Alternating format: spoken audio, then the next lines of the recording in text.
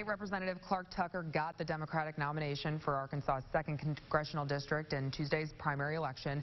He'll, of course, challenge Congressman French Hill in November. Here's the strategy that Hill has already been using since before the primary. Crumbs that they are giving to workers. A couple extra $1,000 in your paycheck every year doesn't mean anything to Nancy Pelosi. I believe that my opponent was handpicked by Nancy Pelosi. The whole race is around, if we elect more Democrats, we're going to get Nancy Pelosi as Speaker. We've talked about this race before with Meet the Press's Chuck Todd. So, Chuck, we wanted to bring you back in to kind of talk about what we're seeing now. This race against Pelosi that's kind of erupted across the country. Arkansas is no exception. Do you think the majority of Republicans, including Hill's base, respond well to this, or is this more of, a dated approach, as Democrats like to call it? That's the big question I have here. Is it how dated will this approach look to some voters, right? It's been 10 years. They've been using this strategy, you could argue, going back to 10. So essentially 4 straight election cycles where they're using this strategy. That said, it has proven effective in some places. I think it's more effective against incumbent Democrats than it is against challenger Democrats, for what it's worth.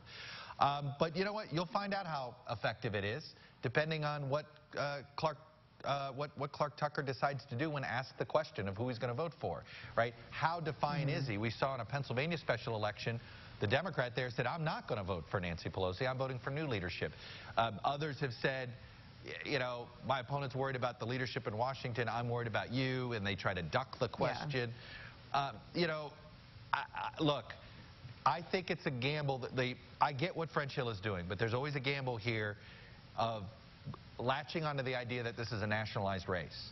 Because frankly, when you're the incumbent member of Congress, the more nationalized a race gets, usually the worse it is for incumbents. So I get what they're doing. I think Pelosi is not popular among the swing voter in that district, which is sort of the college-educated white is sort of that demographic, is a swing demographic. So I think it's, she's not the most popular figure among those sort of soft Republicans that Tucker needs to win. But I don't know if it's a game changer anymore or not. I mean, they've been using it a lot.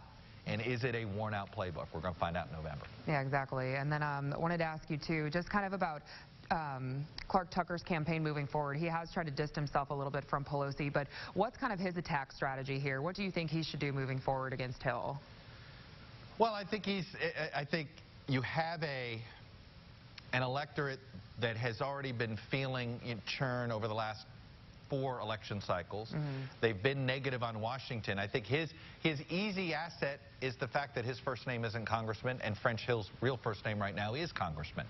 That's the biggest advantage he has. So anything he can do to continue to tie himself more to Arkansas and less to Washington, it's easier for him right now since he's the one that doesn't have Congressman as his first name.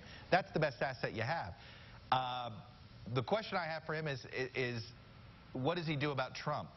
My guess is he's going to try to avoid Trump a little bit more than others because Trump's numbers are pretty good in Arkansas. Yeah, definitely a lot to pay attention to. Chuck, I'm sure we'll be talking about this again before November, so thanks for coming on the show. Absolutely.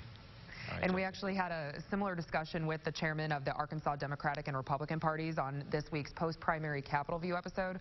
So make sure to catch that at 8:30 Sunday morning. Things got pretty heated. Then you can join Chuck at 9 right after for Meet the Press. And of course, we're back at 4 after a quick break.